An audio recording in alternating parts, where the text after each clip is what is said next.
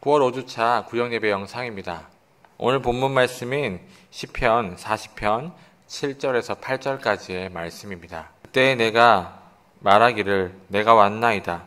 나를 가리켜 기록한 것이 두루마리 책에 있나이다.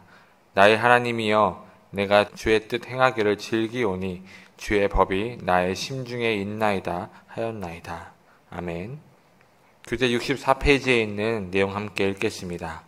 선악과를 먹은 행위 속에 담겨있는 의미는 하나님을 향한 교만과 불만, 그리고 말씀에 대한 불신앙과 불순종입니다. 그런데 선악과를 먹고 난 결과는 하나님처럼 되어 행복해진 것이 아니라 무화과 나무 잎으로 스스로를 가리는 수치심과 하나님 낯을 피해 나무 뒤에 자신을 숨기는 두려움 뿐이었습니다. 이런 아담을 찾아온 하나님은 내가 어디 있느냐 하고 물으셨습니다. 이것은 천사들이 보기에도 영화롭고 스스로 느끼기에도 존귀한 존재로 지음받은 그들이 왜 이렇게 수치심과 두려움에 빠져 있는지를 자신에게 스스로 묻게 하려는 것이며, 그 결과 자신의 비참함을 깨닫기만 하면 원래 있어야 할 곳으로 되돌리시겠다는 하나님의 의지가 담긴 질문입니다. 그런데 여기에 대해 아담은 자기 합리화를 위해 하와에게 죄의 책임을 전가했고, 심지어 하와를 자기에게 준 하나님의 탓을 하기까지 이르렀습니다. 이렇게 하나님의 첫 질문 앞에서 하나님과 자신과의 관계에 대해 바른 답을 하지 못한 인간은 하나님의 두 번째 질문을 들을 수밖에 없게 되었습니다. 그것은 가인이 책임 전가와 자기 합리화로 아벨을 죽인 후에 들은 내 아우가 어디 있느냐입니다. 그런데 자신과 타인의 관계에 대한 이 질문에 대해서도 가인은 바른 답을 하지 못했습니다. 그런 하나님을 향한 기만과 형제를 향한 징후로 진리를 멀리 내던져 버린 것입니다. 하지만 다윗은 아담이나 가인처럼 행동하지 않았습니다. 그는 골리앗과 싸워 이기는 용사였지만 그런 그에게도 더 큰 적은 자기 안에 있었습니다. 그리하여 다윗은 간음죄와 살인죄를 저지르게 되었고, 그것이 사탄이 개입할 수 있는 큰 틈을 주게 되어 자녀들의 반역과 전쟁, 하루에 7만 명의 백성이 죽는 전염병 등 기가 막힐 웅덩이와 끝이 없는 수렁에 빠지게 되었습니다.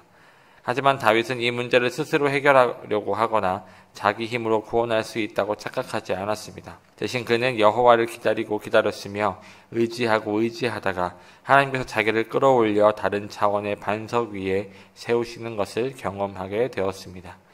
이 때문에 다윗은 이전에 알지 못했던 새로운 깨달음을 가지고 새 노래를 부르기 시작합니다. 그는 우리를 구원하기 위한 하나님의 깊은 생각과 놀라운 기적은 다 헤아릴 수도 말할 수도 없는 엄청난 것이라는 사실과 이 생각과 기적의 핵심이 바로 메시아와 예수의 대속 죽음임을 깨닫게 된 것입니다. 그러면서 다윗은 아담과 가인이 하지 못한 바른 답을 하나님께 고백하고 있습니다. 그것은 내가 왔나이다 입니다. 그러면서 그는 자기에게 주시려는 하나님의 사랑의 음성이 성경 안에 있음을 고백하면서 말씀 앞에 서고 있습니다. 인류의 죄가 하나님 말씀에 대한 불신앙과 불순종에서 시작된 것처럼 우리의 회복도 내가 왔나이다를 고백하며 말씀을 믿고 순종하는 것에서 시작됩니다. 첫 번째 질문입니다.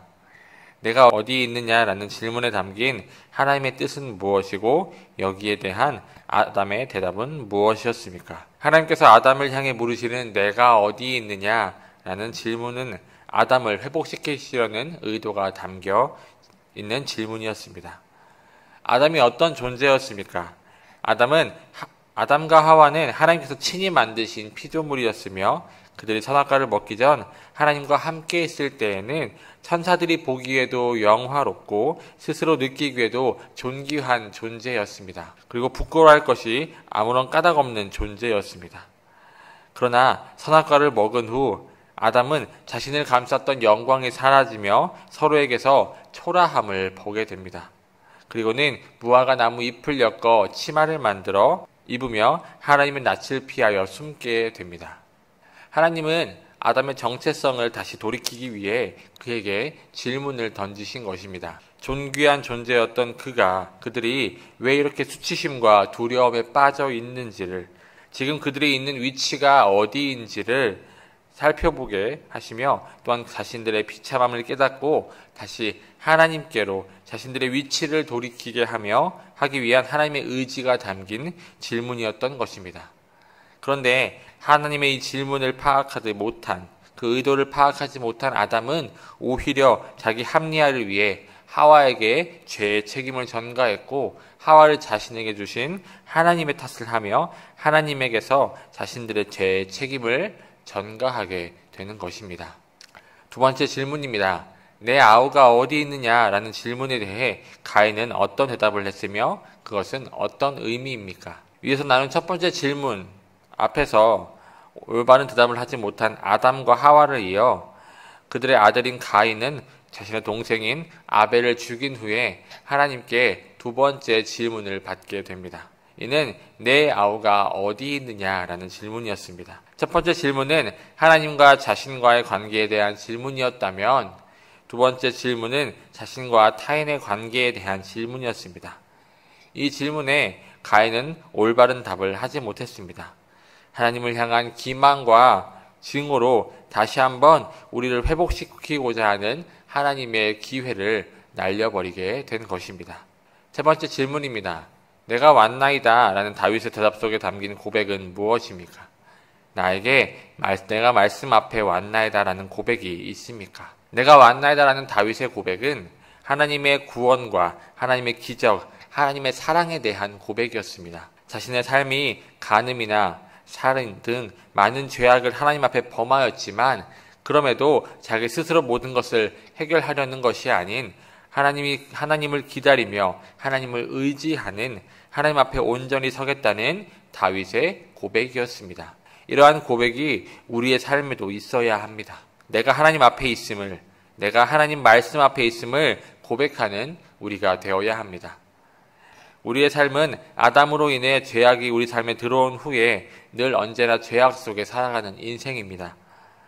그러나 그것을 회복시키기 위해 예수님께서 직접 우리에게 오시고 십자가 대속으로 인해 우리는 하나님께 나아가는 기회를 얻게 되었고 우리는 그 하나님께로 나아가는 길에서 이 모든 것이 하나님의 은혜였으며 우리는 하나님의 통치와 섭리 아래 살아가고 있음을 고백하는 내가 여기 있나이다, 내가 하나님 말씀 앞에 있나이다, 내가 왔나이다 라는 고백을 하나님께 드려야 합니다. 이를 통해 우리의 삶이 변화되며 다윗과 같이 하나님 마음에 합한 자로 하나님의 축복하시는 삶을 살아가는 여러분들이 되시기를 소망합니다.